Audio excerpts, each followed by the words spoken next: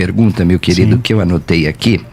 Em Apocalipse capítulo 14, se o senhor puder aí se situar o texto para te ajudar, eu quero fazer uma pergunta para o senhor. Se a igreja passará pela grande tribulação, por que Deus precisará enviar 3 anjos para pregar, uma vez que essa é a missão da igreja? Se a igreja passará pelo período da grande tribulação, por que Deus terá que enviar 3 anjos para pregar, sendo que isso é uma tarefa da igreja? Pregar para a igreja. O senhor pode ler o texto falando que os anjos estão pregando? Sim. Qual texto? Apocalipse 14, verso de número 6 a seguir. Eu vi outro anjo voando pelo meio do céu, tendo um evangelho eterno para pregar. Não é? Evangelho, é boas novas, não tem saída aqui, não é? Para pregar aos que se assentam sobre a terra, cada nação e tribo e língua e povo, não é? Está aqui. É o período da grande tribulação, porque depois tem a ceifa no 14. Então, eu queria fazer essa pergunta para o senhor. Se a igreja está na terra, passando pelo período da grande tribulação, por que Deus tem que mandar 3 anjos para pregar para ela? Isso não é uma tarefa da igreja? Anjos pregando? Tem esse texto que fala que o anjo está com o evangelho. Mas você que acredita realmente que vai ter um anjo na grande tribulação pregando para as pessoas aqui? Não, está na Bíblia, querido. Leia aí, leia. Tudo bem. A Bíblia, principalmente Responda Apocalipse, pra mim, por tem favor. textos que são literais e tem textos que são espirituais. E no caso aqui, eu não acredito, essa é a minha resposta, eu não acredito que esse anjo aqui vai se materializar e começar a pregar na terra. Pelo contrário. Mas você espiritualizou agora o texto? Pelo contrário, deixa eu responder. Esse anjo aqui, eu creio que é uma posição divina para a igreja que estará aqui, que espiritualmente eles estarão motivados para continuar com o evangelho. Não, isso porque é você que está dizendo, querido. Isso que eu estou dizendo porque eu não consigo acreditar que isso é de forma literal, que não seja espiritual, que o anjo estará aqui pregando para as pessoas. Até porque a gente não tem nenhum outro texto no Apocalipse que fala que tem anjos, pessoas se assustando com o anjo pregando o evangelho durante a grande tribulação. Johnny, ficou difícil para você agora, você não me respondeu. Eu respondi dessa forma. Veja bem, vi outro anjo voando pelo meio do céu, tendo um evangelho eterno para pregar sobre os que estão à terra. Quer dizer, Deus vai precisar mandar 3 anjos para pregar para a igreja agora? A igreja vai estar aqui. Checkmate. Não é checkmate. Não é porque você espiritualizou o texto. Você disse que há uma possibilidade, você disse que vai ser uma condição espiritual, você espiritualizou o texto. Sim. Isso é característica do pós-tribulacionismo. Então, Quando vocês não têm você acredita realmente que vai ter um anjo? Eu acredito, está aqui. Não, vai ter um anjo pregando para as pessoas? Está aqui, ó. Então essa forma que você não acredita. Eu não acredito. Eu creio assim. na literalidade do texto. Tá aqui. Vamos em frente. O que mais? Não, eu quero que ele responda, pastor César. Volta, Eu respondi. Responde para mim. A minha resposta é essa. Essa é a grande prova. Que essa é a motivação que a igreja de Deus, não estará aqui. Essa é a motivação de Deus para a igreja que estará aqui para pregar o evangelho. Entendi. E não que um anjo estaria literalmente pregando o evangelho em púlpitos ou em praça pública. Eu não consigo estará imaginar pregando, isso. está aqui, Não está na Bíblia, a Bíblia é clara. Capítulo 14, olhei, eis que o Cordeiro está em pé sobre o monte Sião e com ele 144.000, tendo na fronte escrito o seu nome e o nome de seu pai. Isso é literal ou é figurado? Eu entendo de forma espiritual, que é um enviado de Deus para motivar a igreja. Não, esse texto aqui, o Cordeiro que está em pé sobre o monte de Sião e com ele 144.000. Sim, aí é literal. Ah, aqui é literal. Aí é literal. E aí no verso 6 versículos para baixo não é literal? Apocalipse faz isso muitas vezes. Tá certo, então. Faz muitas vezes. Então vamos lá, segue aí, pastor Com Marcelo. muito respeito, é checkmate no pós-tribulacionismo, porque se a igreja está passando aqui pela grande tribulação e os anjos estão pregando para ela, é muito estranho isso, pessoal, porque nenhum texto da Bíblia diz que anjos pregam o evangelho. Isso é a grande prova que a igreja não estará aqui. Essa é a grande prova que a igreja já foi tirada. Essa é a grande prova que se esse texto, Deus precisa enviar 3 anjos para uma igreja que está aqui pregando o evangelho para ela, é bem complicado. O Johnny teve que espiritualizar o texto. No mesmo capítulo, um verso é literal e o outro é espiritual. Um verso é literal e o outro é espiritual. Então, é complicado, né? Pastor Johnny.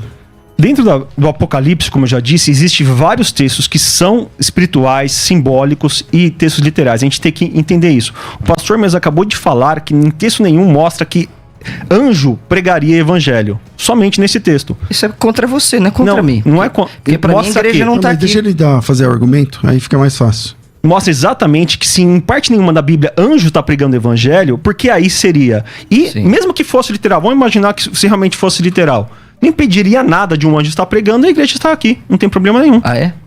Se a gente quiser acreditar de forma literal. Então essa igreja que tá aqui é uma igreja apóstata, então ela vai precisar se converter? Não, qual é o problema de um anjo pregar junto com a igreja? Qual é o problema? Não, responda a minha pergunta, porque ele tá pregando o evangelho. Você prega o evangelho para crentes? Vai ter pessoas que não são crentes? Vão. Ah, não, você prega o evangelho para crentes? A gente prega evangelho para crente pra também. Crentes? Para crente também. Mas o que é evangelho? O evangelho é a boa notícia. A Pra gente quem? sempre dá boa notícia. Pro salvo ou pro perdido? Para todos. Para mim, o evangelho continua sendo boa notícia. O evangelho de Cristo é boa notícia para todos. Para os perdidos e para os salvos. Inclusive, os salvos se convertem porque isso é boa notícia. Os salvos continuam sendo salvos porque isso continua sendo boa notícia. Então não tem problema nenhum. Se quiser imaginar que isso é literal, o anjo pregar junto com a igreja aqui. Não tem problema nenhum. E continuando aqui, até a... Posso continuar, pastor? Pode. A comparação dos textos de Mateus 24 e 1 Tessalonicenses, em 1 Tessalonicenses 5, do verso 1 ao 4, e de Mateus 24, do verso 36 a 50 e pouco, se eu não me engano, vão falar dos mesmos assuntos também. Mesmo que esses textos pareçam, é um arrebatamento antes e depois a vinda de Jesus depois, continua falando dos mesmos assuntos. Por quê? Nesses dois textos que eu falei, que aparentemente seria antes e depois, é um evento só no final da Grande Tribulação, e os dois textos falam, como eu já disse no primeiro bloco, que não sabemos o dia nem a hora, pelo menos 5 vezes. Nesses textos também fala que ele virá como ladrão. Ou seja, ele vem como ladrão, mesmo no texto que Jesus vem de forma visível, ele fala que ele vem como ladrão, e esse como ladrão não é para a igreja. Se a gente pegar os 5 textos da Bíblia inteira tem 5 textos, são 6, na verdade um é sinóptico, a gente pega 5. Ele vem como ladrão para aqueles que estão desapercebidos, para aqueles que não estão apercebidos. Então nesse texto, continuando, ele vem como ladrão, quando tiver aparentemente a vida normal. Isso fala em 1 Tessalonicenses e também em Mateus 24. Então, virá a repentina destruição para aqueles que estão desapercebidos. Mostra isso nos dois textos. E também alerta que não podemos ser surpreendidos, porque ele vai vir como ladrão. Ou seja, para a gente ficar alerta, vigiando. Os dois textos mostram isso. E que não somos destinados para a ira. Porque existe o espantalho também, pastor. É claro, existe textos, é claro, é óbvio. Não existe nenhum pós-tribulacionista que advoga que nós estaremos aqui na ira. Nenhum. Isso é um espantalho. A diferença é que nós não estaremos na grande tribulação, que é diferente da ira. Então eu quero explicar essa diferença. Ok, pastor Marcelo. Depois, irmão Johnny, eu quero que o irmão pesquise as 2 palavras gregas que são usadas para ladrão, tá?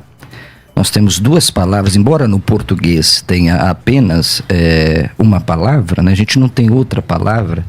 No grego tem kleptes e lestes. Depois, não vou entrar muito nisso, porque senão vou novamente contrapor o seu argumento. Uma coisa é o ladrão que chega e outro aquele que chega de surpresa. São 2 palavras gregas diferentes. Depois, por favor, estuda kleptes e lestes. Depois, posso fazer uma pergunta dentro disso aí?